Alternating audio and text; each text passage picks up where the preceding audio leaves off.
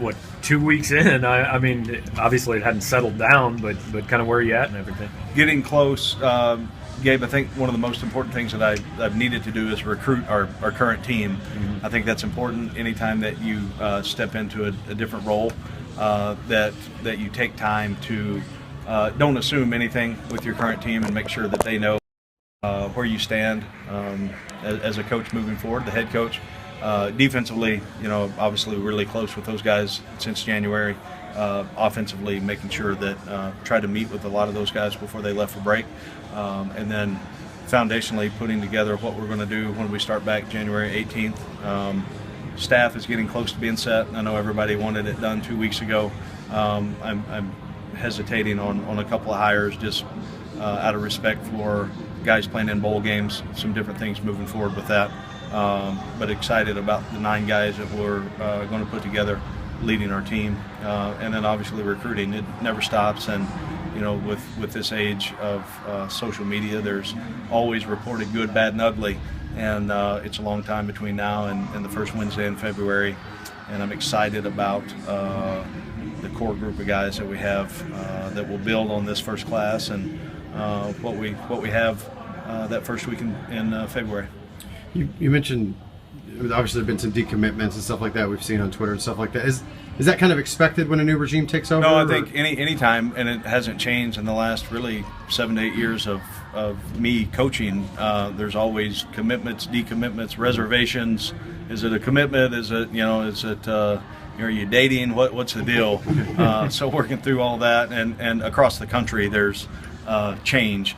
And I never did think stepping into this that it was just going to be smooth sailing and we've got 14 guys committed, they're all going to stay committed. It's a process that it will go down to the 12th hour of that night before signing day until we get our class the way we want it. And I look forward to the guys that are going to be on board with this first group of recruits. Philosophically, are you changing with your philosophy at all? I know Texas is an important place, but I mean, anything else in terms of maybe personnel-wise you're looking to change? Yeah, we'll look at number one, it's got to be the right fit for us as a program, as a university, culturally on what we're doing, program-wise, what we're doing.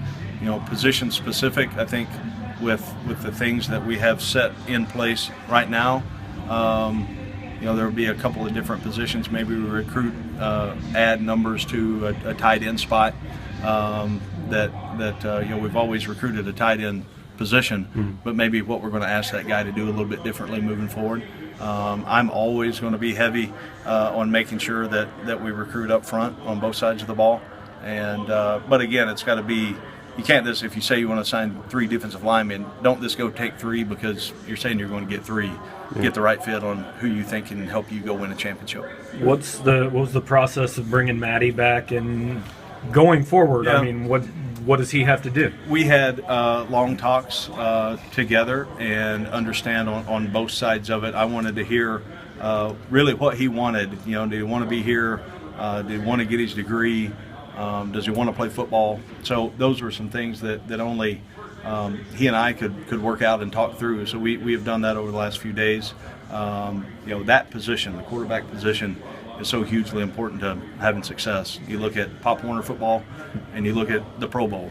The team with the best quarterback usually wins, and that's no different in what we're trying to do. So that role is a little bit different than any other position on the field, and they touch the ball maybe 75 times a game.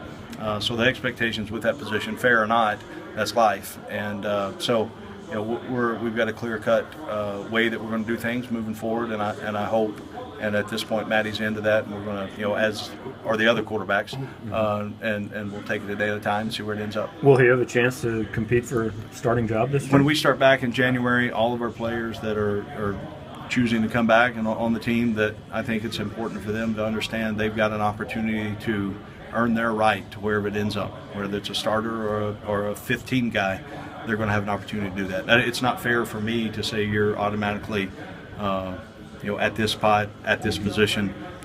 We've got a lot of work to do and a lot better to get. So it'll be a long process. before we go play West Virginia next year. Has he officially then fully been reinstated? Is he Yes. on a path to reinstatement? No, he's been reinstated. Yeah. And I wanted to do that before our guys left for Christmas break or for holiday break. Yeah. What was the thought process or discussions like with Dr. Ivy and him you guys going in another direction? I think anytime that there's change within the leadership of a program, there's always going to be some movement and some change, and Pat has done an unbelievable job for a long time here in the different roles that he's had. Moving forward, we've got a couple of different guys that we're talking to for that position, and excited at some point to get them all in the room together, and that hopefully will happen sooner than later. How difficult are those moves, though? From you've built relationships up with certain people, and then you bring in others. How difficult is that? It's always, I don't really like thinking back to that because it's very difficult on a personal level with guys that I've known for a number of years.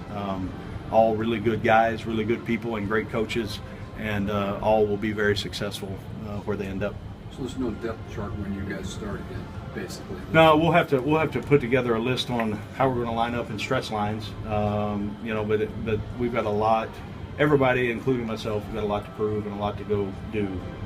So we'll have a way to line up, but we need to go to work, and the depth chart will take care of itself. Did you make a lot of changes? I'm sorry? Did Maty make a lot of changes?